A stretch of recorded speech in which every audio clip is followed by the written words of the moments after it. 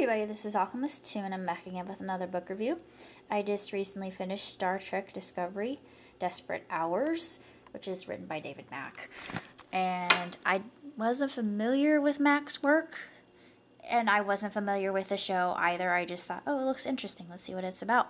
And it's actually a tie-in before the original series, with the events in Christopher Pike's crew and a young Spock.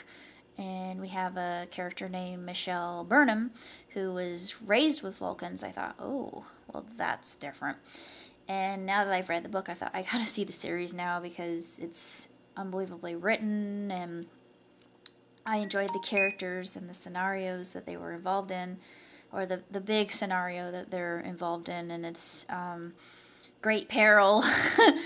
And Michelle is a very intriguing character. She's one who has developed a resistance over time to pain, and she does experience it, but it's in a much more subdued way than a normal human would due to her environment.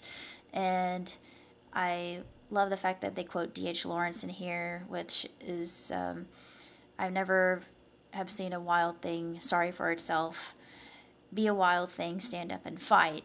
And those words really resonated with me due to the fact that this year alone, well, prior year more so than this one, they have been very formative and rather arduous, and just the fact that I'm trying to figure out where the heck I belong. I'm going through an ascension process, and it's very, very, very challenging. It's refining. I think a lot of us who are in the same kind of boat can relate to that, and just seeing these characters come into their own. And it mentioned something very interesting about Vulcans. I thought, oh yeah, I always had that theory myself, having been an original, Trekkie.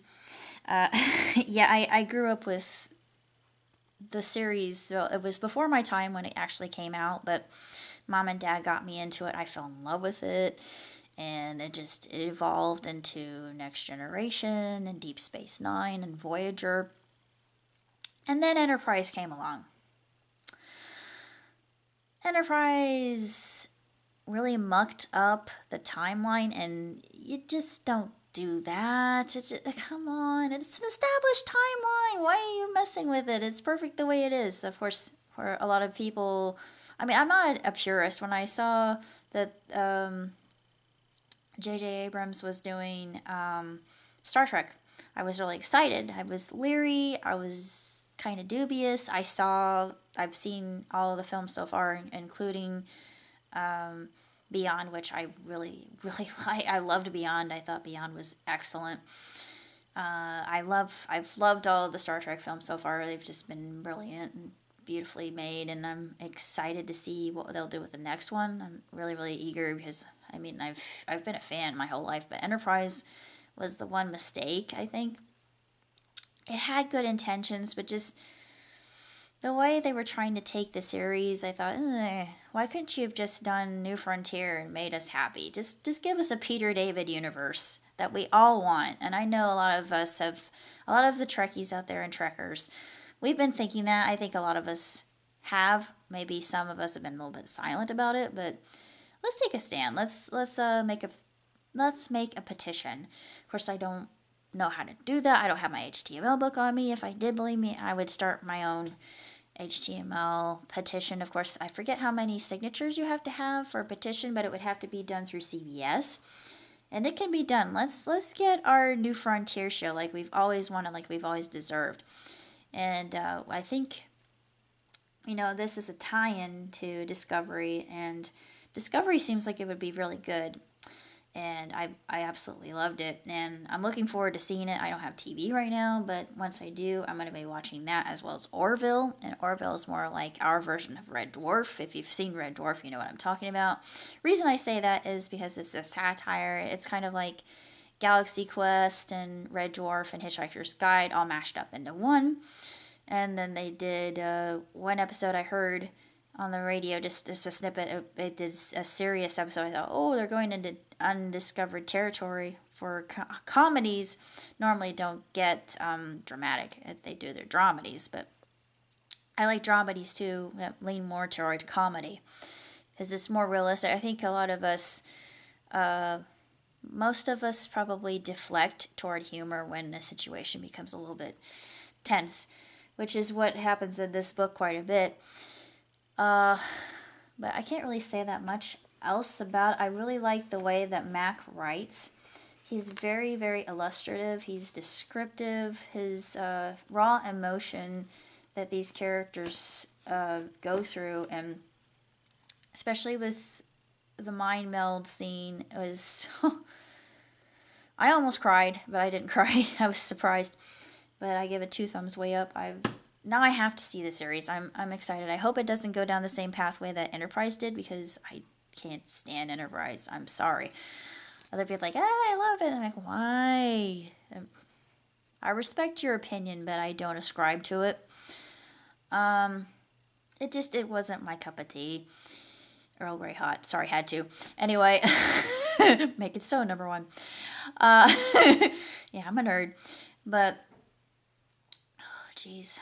What else? I have, just gotta do a quick update, I think. Well, the whole Barbicide thing, I had to put that on the back burner. I've been so busy. Just the move made it impossible, improbable even, to consider penning the last parts of that particular mystery. And it was due for Halloween, and it didn't happen. So I'm doing Christmas stuff now, even though it's early. But I'm in the mood. I'm in the spirit. So I'm going to be doing, like I said, I'm going to be doing a parody to Bodak Yellow. I'm doing a parody of BED. I figured out the real name of it. I thought it went by another name. That's, shouldn't be said. For younger ears that are listening, yeah, I don't want to say what I thought the original title of that song was, but it wasn't proper. Let alone, ooh, yeah, that early in the morning, you shouldn't be saying things like that. But anyways, I'm going to be doing a lot of that. Let me go to what I have here on my Google Docs, and I'll let you know what else I'm doing. Of course, I'm doing an Oliver and Company 2. Like I said, that's a Christmas. It's called Christmas in New York. It's real original. I'm writing a MMPR story with Bright Star. Society of the Blue Moon I finished. I'm not publishing it on Blogger just because I think it's one of my better works. Overdoing it. Oh man, I gotta pen that. It's one of my better ones. Of course, let's see. I've been doing a lot of Eros. I haven't done one recently. A lot of chimmies and a lot of chimichangas that I'm working on. I have a lot of ideas in my journal that I wrote so I wouldn't forget. Manifest Density is another one I wanted to work on. It's got a lot of songs in it that I've already written and I've already recorded and are on YouTube, but I haven't published them yet. Another one is Bollywood or Bust. I've done some songs for that. But that's probably about all I'm going to do. But that's it for now, and just stay tuned for whatever comes. Till next time, live long and prosper. Ciao, Tutti.